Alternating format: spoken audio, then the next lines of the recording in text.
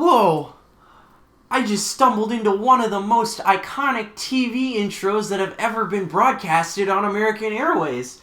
That's freaking Scooby Doo right there. As a kid, I watched an absolute metric fuck ton of Scooby Doo on Boomerang, on Cartoon Network, wherever it was I would watch it. I watched all the live action movies so many times. I probably have watched the 2 movies 100 times. I had an unhealthy obsession with the Scooby Doo movies when I was little. And sure, I don't think the CGI holds up, but I think the movies are fun.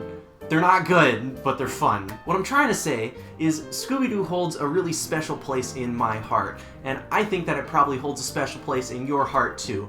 Maybe for different reasons, judging by the pictures back here, because yikes, I think furries ruined everything. But just because it had a big influence on you in the past doesn't mean it will always stay in your realm of consciousness. But for some reason, Scooby-Doo has stayed in the realm of consciousness for everyone, even if you haven't watched the show in many, many years. Now, you might be wondering who I am. Hi, I'm Ethan Schaner, and I am now your favorite stand-up comedian. So, what's the deal these days with all the Scooby-Doos and shit like that, am I right? Now, completely ignoring the delivery of that question is still actually very, very interesting. Because how many other media franchises have survived for that long and really stayed in the public sphere of consciousness? Public sphere of consciousness. I would have to say not very many. Now, do you know how long this show has been around? It originally aired all the way back in 1969. That's over 50 years ago. Now, I have a few reasons why I really think that this show has captured the hearts and minds of everyone in America and for people around the world. And no, it doesn't have anything to do with it being a mystery show, even though that is a very good assessment. Mystery shows have always done well. For example, all of the crime TV shows that are on right now. Who doesn't love a good mystery? But no, I'm not going to include that in my list because I have much more damning evidence for this dumb dog. He's not dumb, he didn't deserve that. He's actually like the smartest dog on earth. What other dog can talk? That can't be said for his gay boyfriend Shaggy though. So today, I'm going to be discussing why I in particular think the Scooby-Doo franchise has survived all the way until present day.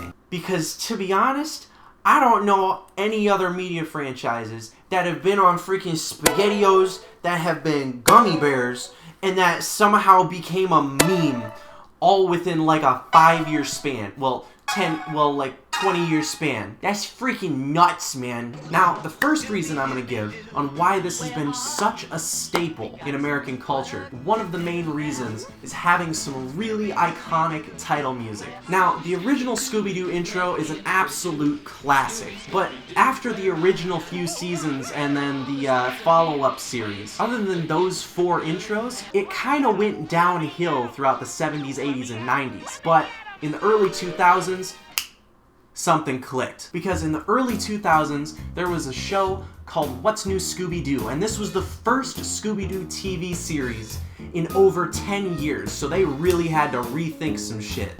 And they were like, what do we do? I don't know, let's make a bomb-ass intro, and so they did, and it was amazing. It's the best intro you've ever seen, and like, it's magical in every single way.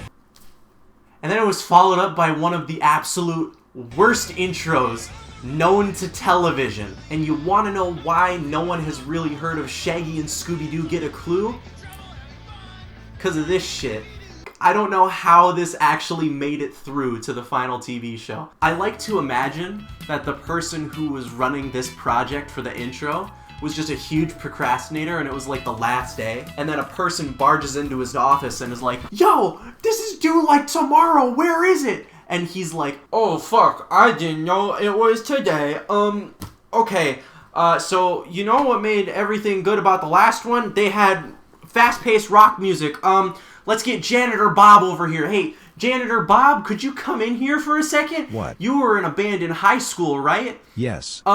Do you remember how to do anything at all? No. Like, I know that you smoke crack and everything, but like, could you go on the mic for a little bit and just vibe with Scooby Doo for a little bit? Do I get crack? Oh, and also throw Shaggy in there. Fine, bitch. It'll be lit. And in 8 hours, they cranked out this, and we're just hoping they wouldn't get fired. And then somehow, the old heads were just like, yeah, I think the little kids will love this. I hate old people. Hi there. This is mega sleep-deprived Ethan coming to tell you that, whoa, I'm a small channel and you made it through half the video. Congratulations, that means you probably like it.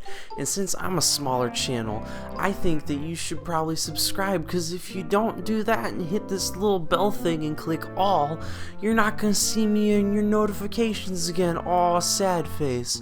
So why don't you do that? It'll make me a happy camper. Also, in the comments, try to guess why I'm wearing swim trunks at the 4 in the morning, because I'm trying to figure that out too. Alright, enjoy the second half of the video. Now, I think the second reason is because of its catchphrases. Now, catchphrases are like a huge part of the Scooby Doo franchise. For example, Jinkies, Zoinks, Reggie. And Scooby-Doo has always had a really good balance with his catchphrases. They use them enough so then they can really ingrain in your memory, but also they're not used too much to where it becomes annoying and it becomes a hindrance to the show and the characters. Now, there's 3 main rules that come with catchphrases. Number 1, keep it unique. Second, make it memorable.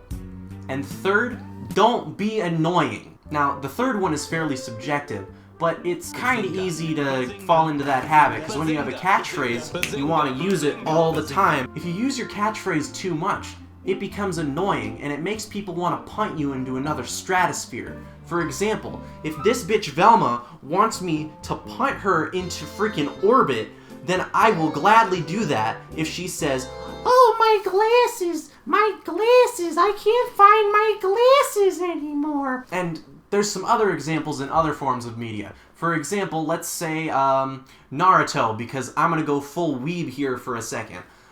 So in Naruto, he likes to say, like, I don't know, every episode, or like every 2 episodes, and they're like 20-minute episodes, and he's just like, "I'm gonna be the next Hokage someday." And like, that's great and all, Naruto, but like, if you say it one more time, I'm gonna kick you in the dick. Like, it's not that hard. You just gotta shut your little twert mouth for a second. You're very likable otherwise, but goddamn. And my third point is having somewhat ambiguous characters. Now, you might be wondering how having somewhat ambiguous characters would actually help. Well, I think that it helps immensely, because it helps the characters really change with the times, because if you try to change a character too quickly or too severely, it really like drives down that character's value. But if you just tweak little things here and there and keep the core of them the same, that's how something that aired all the way back in 1969 can still be pretty much acceptable in today's society. For example, in every single new TV series, they seem to make one little tweak, especially in recent times. They make a few little tweaks with them. So instead of Fred being like a manly man or like a bro dude, he becomes like a trap master, and he's like, "I want to do this, but I'm also kind of a failure." What's that? No, don't! Traps Illustrated? Freddy! I read it for the articles. So basically, the characters can always adapt to the times and adapt to the people that they're trying to appeal to, and that's always important for a marketability standpoint and from a people liking you standpoint. And the fourth and final thing is being relatable, and this more relates to Velma, Shaggy, and Scooby, because Daphne and Fred are a little bland. Nothing against you, Fred, but like, dog, we know you're gay. Like, you can come out now. No straight guy wears an ascot. Just saying. But all of the characters are very, very relatable. And that's very important, especially for a kid's franchise. If you want it to still appeal to your older audience, you need to make them somewhat relatable. And Scooby, he's a scaredy cat, and he's just likable. Velma, she's smart, but she's also kind of a fuck-up in her own way, because why is she hanging out with these people and driving in a freaking stoner van? My point. And the very last one It's just a good show. It's a good premise. Who doesn't love a group of teenagers going around solving mysteries and unmasking some ghouls and using some funky traps and shit? I know when I was a kid, I always thought that was the coolest shit that I could ever do. Did I ever want to try them? No, because that shit is like scary and hard, and I don't want to do anything that's hard. Doing stuff that's hard is stupid. Take the easy road. But all in all, Scooby Doo was just a huge part of my childhood, and watching it on Boomerang and watching it on Cartoon Network were some of the biggest highlights of my childhood. I'm gonna steal my dog really quick. Hi, this is my other hostage, and if you want to like this video, they won't be hostages anymore. Also, I'm selling them for $29.99. Shipping and handling. Fuck, my other one's trying to get in now too. Help! Oh no, this is all going downhill. That'll be it. Thank you, and goodbye.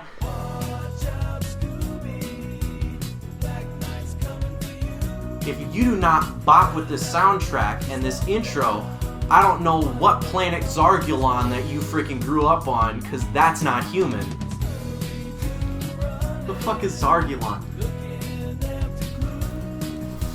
Whoa, I just broke into one of the most iconic broadcasting television shit.